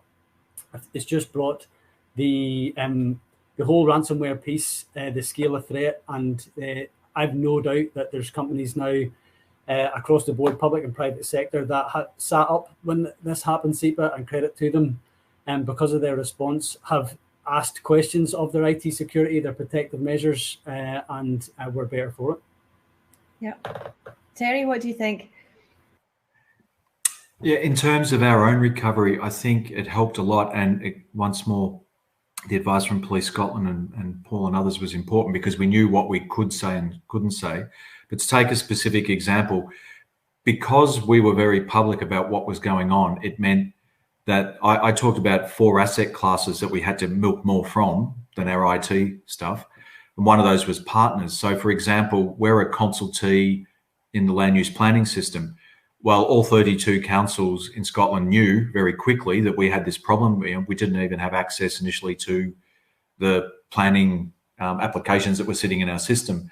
So each of those councils work with our planning team to work out, okay, how can we help you understand what you've got on the books? How can we help SEPA triage what we need to, prioritise and do in an important way? And we got through that planning backlog. And in fact, we did it in a way where we fast-tracked some of the reforms of the way we wanted to do it because we were doing it we had to do it in an emergency circumstance and we had to find workarounds. Some of those workarounds will keep. But we wouldn't have been anywhere near as successful in doing that if the 32 partners, the customers, were well aware of what we were going through. Yeah. Another question that's come up quite often, Terry, to just keep it with you for a second, is as chief executive, I mean, it's a difficult job at the best of times. This, as you've said, is a huge career-defining moment. What guidance or advice would you give to other chief executives? And also, who supported you personally? You've obviously had all this wonderful support from other agencies, but, I imagine you have a family, your Christmas was destroyed. What was your experience with that? Well, my main advice is don't have a cyber attack. Part of what today's about. Look, I mean, you can probably tell from my accent when I say I'm from down south, I really mean it. So I'm not just Australia, I'm on the bottom of Australia. So all of my family are 10,000 miles away. So my wife provided a lot of support. In a way, it made it a bit easier because we weren't disrupting a whole lot of family activities. It's just my wife and I would watch telly now and then. So a lot of support from her, but really it was from the team and the sort of people you've got here. You made well, I assume it was a little bit of a joke, Kim, at the start about this is the best nation I've lived in. And in a way it is, because I don't know if Scots realise it, but the warmth and the friendliness is absolutely outstanding. I had a bit of a panic last night. I got home and I'd had some water through the ceiling and blown some of the circuitry, and I had to get an emergency electrician or I wouldn't have had Wi-Fi, which might have made this morning difficult. But just the kind and polite way he dealt with me and supported me, etc. That's what I experienced, and the support I got was from the team in SEPA and from the sort of partners who got around the table. I do think, again, though, as CEO, it's like Mike said, most people are just naturally trusting. Most people naturally want to help you. That an important thing that made it easy for people to help us, and Jude said this, was being open and transparent. Telling people we're in a really difficult situation, we can't do what we normally do for you. that then, you know, the response we got from that, and to me personally, was outstanding. I should also mention my board chair, who Bob Downs, who was a great support all through that period. Thanks, Terry, for sharing that. Lots of questions coming in, so I'm going to try to get through as many as I can. Jerry Wilson's saying the NHS has announced investment in a new NHS SOC at Abertay University. Will the SEPA incident lead to a national Scottish SOC for other public sector bodies? What do you reckon, Jude? Do you think that would be something that might be a bonus? Yeah, so as I mentioned earlier on, there is probably an intention to look at proposals in an urgent manner from Mr. Swinney in the COVID recovery plan.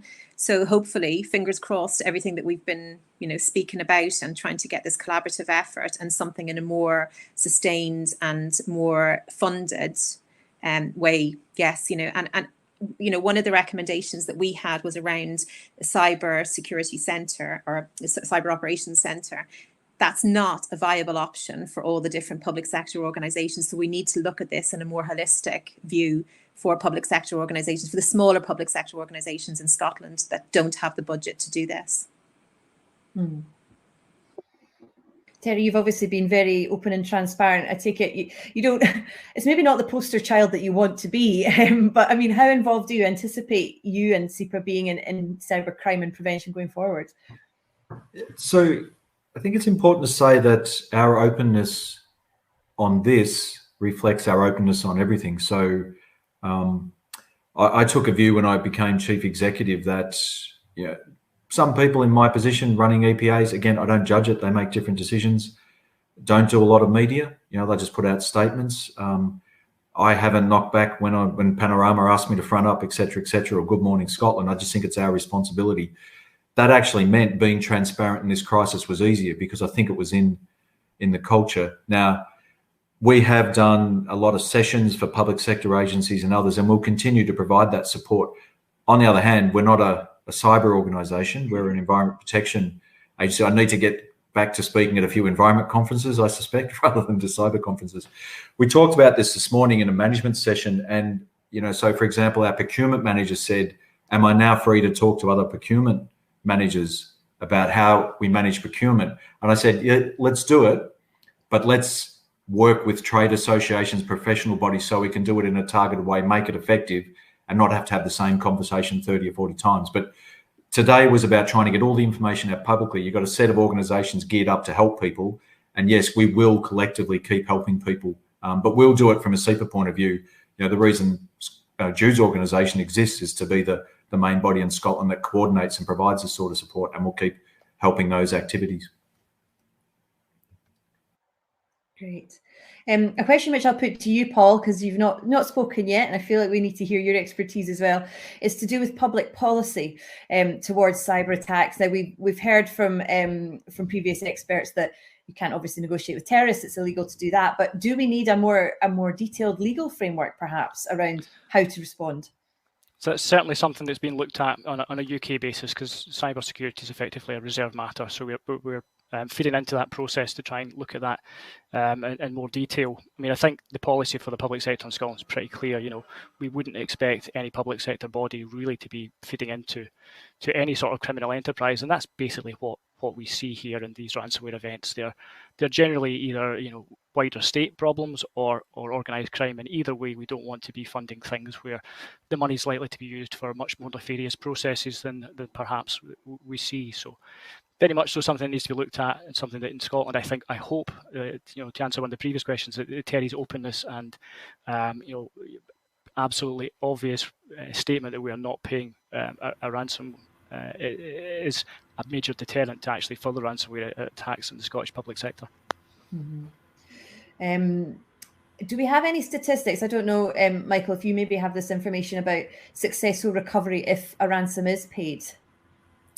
I don't know, no. But on the ransom payment piece, if I may, and just to complement what Paul was saying there, just to cover off, most importantly, if you decide to pay, that doesn't mean you shouldn't phone Police Scotland. We will not judge or criticise. We're here to support you and investigate the crime. that's really important. Yes, you have to consider what you're funding. Yes, we have to consider the operating model of these criminals, and that it keeps that operating model alive.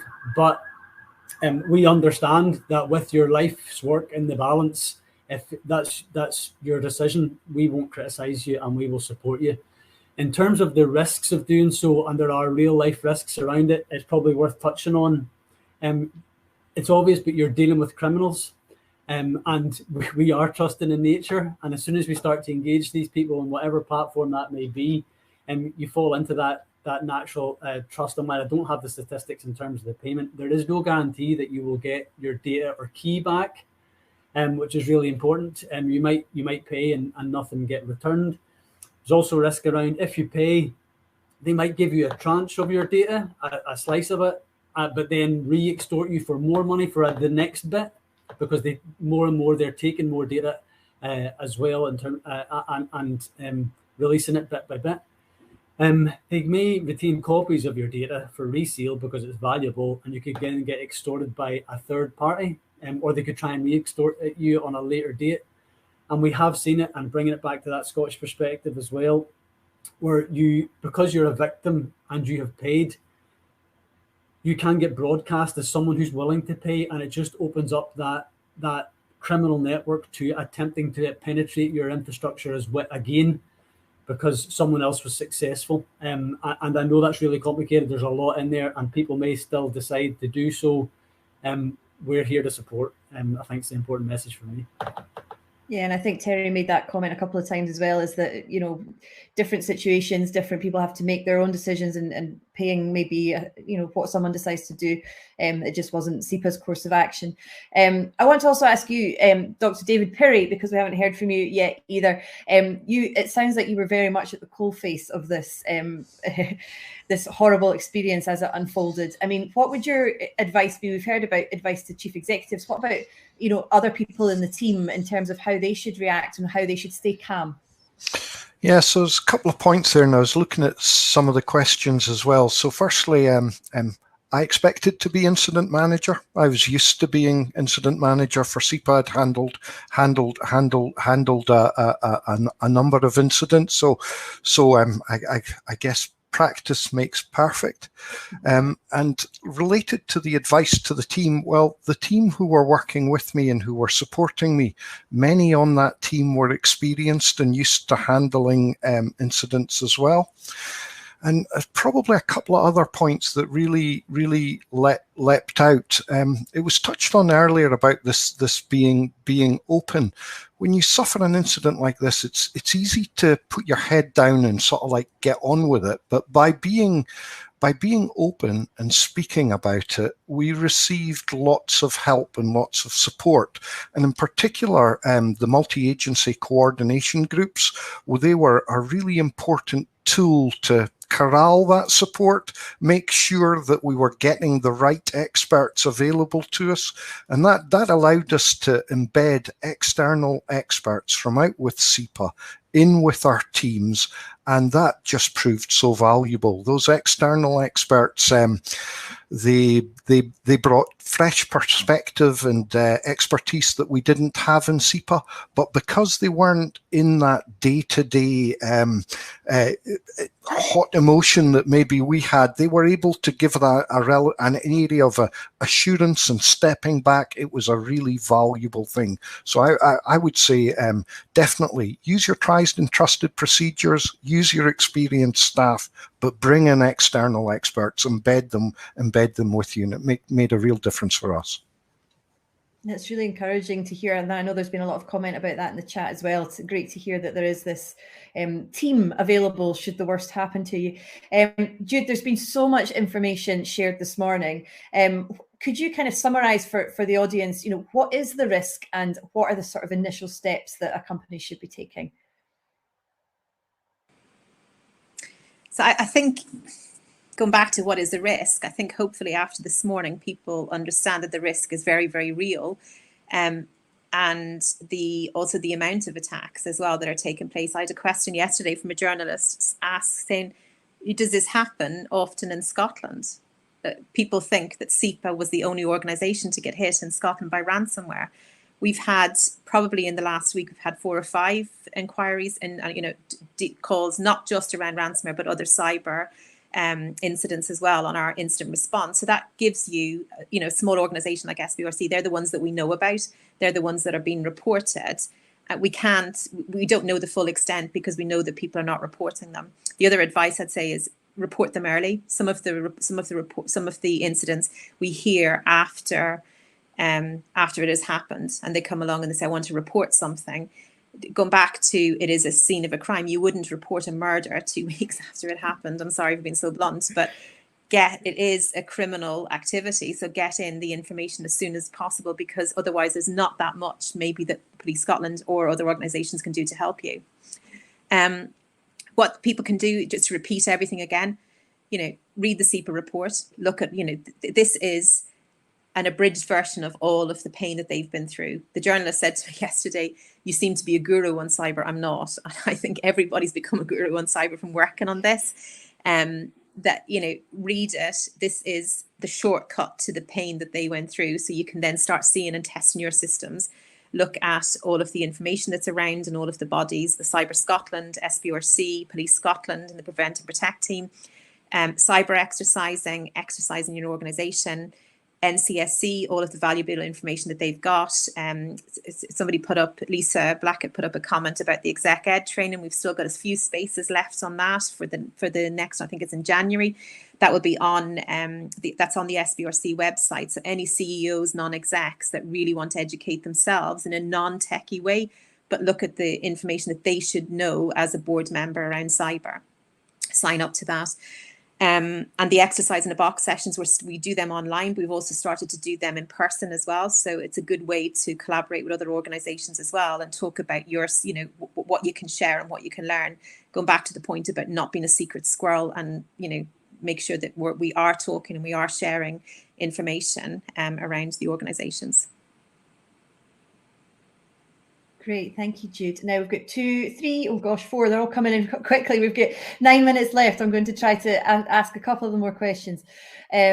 So Nick Croft is saying, given the scale of the incident and the response required, at what point did David feel that the incident response and management had ended and he could resume his normal day-to-day role? David? Yeah, we went through a number of phases. In those initial days, emergency management team, which was chaired by Terry, was meeting 3 times a day. That lasted for that sort of frequency and that sort of pace lasted at the start. Emergency management team was meeting probably daily certainly for the first month, and it was about 3 months in, Terry, before that we felt that we had before we'd gotten through that very initial reacting and responding phase. But and certainly after 3 months, emergency management team stepped down. But we're still recovering now, and we're still doing things related from the cyber attack now. Gosh. Quite a sobering thought, isn't it? Anthony Round is asking, do you feel that there should be more of a push by government and agencies for organisations to obtain Cyber Essentials certification? I don't know, Paul, what do you reckon? So yes, I suspect you will see that happening as this kind of progresses. We've seen it actually over the last few years in terms of public sector procurement has quite often pushed that. I mean, indeed, part of our own public sector action plan back in 2017 pushed the public sector itself to go in the direction of cyber essentials as a fairly sensible starting point for building a cyber resilience journey to aim for better things. It's a bit of an easy option. The cyber accreditation isn't necessarily the be-all and end-all, so we would always recommend that you also build in some good cyber assurance questions into your procurement processes for public sector to make sure that our suppliers are secure, because actually supply chain is probably the other big risk that I have in my little bag of worries at night when I can't sleep. It's the alternative to ransomware to keep me awake. Oh gosh, I don't envy you your job sometimes. And Mike Mahan's asking, how's the regulatory landscape evolving in response to cybercrime? What can we be looking for? Jude, do you have any insights into that? Sorry, Sorry, I was reading the questions there to answer somebody else. Listen to that one. Sorry, I was multitasking. Caught you on the hop. No, I was just asking about the regulatory landscape. How's that evolving, and what can we be looking for? That's from Mike Mahon. I think the regulatory landscape is, to me, looking at what's going on, I think there's a lot of talk. There's not a lot of action. We're talking about the same thing around ransomware. You know, do we ban the payments? Do we not? There's also the thing around, Biden with the administrators that they're working with around the cyber landscape and how do they deal with Russia and stuff. And I think sometimes for us in Scotland, we probably need to raise our head above the parapet to be in those conversations as well. But they do need to be pushed along, because we seem to be talking about the same things all the time around cybersecurity, and people aren't taking it as seriously as they possibly should. Anything to add, Paul? Yeah, I think the regulatory space is quite interesting actually at the moment. So there is a set of regulations, that the Network and Information Systems regulations that's been in place for the last 3 years. It applies to very specific sectors.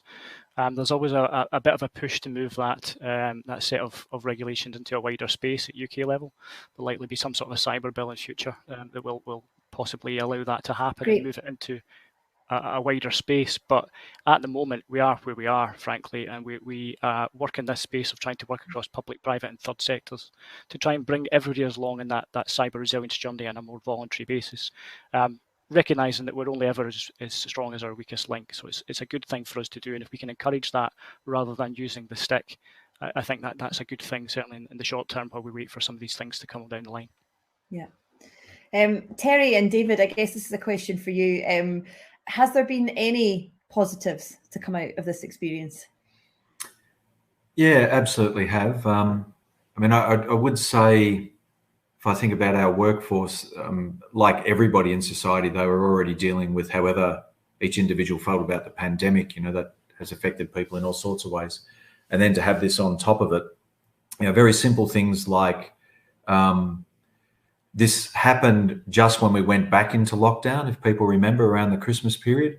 So one of my colleagues and I had planned to do sessions on the 3 days between Christmas and New Year basically for staff who needed someone to chat to, etc., just as a thing related to the pandemic. Now, we obviously couldn't do that.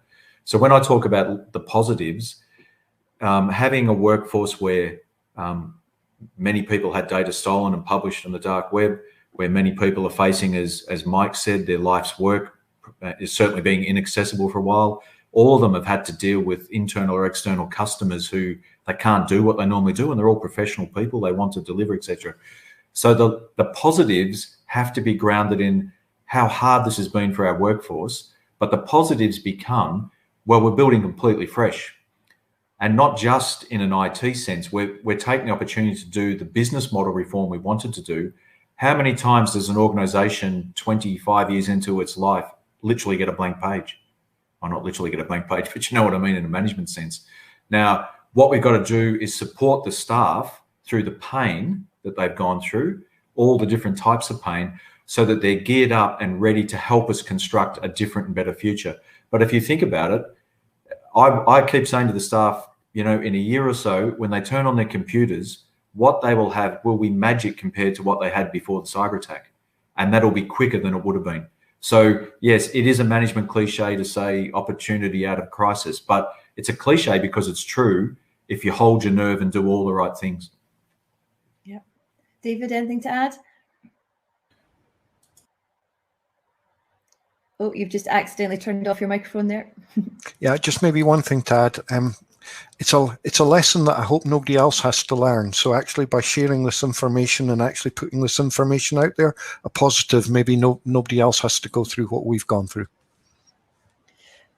Well, that's a very generous way to look at it, that's for sure. We're nearly out of time, so I guess all that remains for me to do is to thank our panel here, with particular thanks to Terry and David from SEPA for being so open, honest and transparent. We have put a link in the chat if anyone's looking for the SEPA report The link is there. There's also lots of information, as you've heard, from the SBRC, from Cyber Scotland, from Police Scotland as well. So if there is any concerns that you have, I'm sure they're very happy to chat you through them and to discuss your options. So I'd just like to thank everyone, Dr. David Perry, Jude McCorry, Terry Ahern, Paul Chapman and Detective Inspector Michael McCulloch for joining us today. And if you do want to listen to this again, it will be available recorded after the event. So thank you all very much for joining us.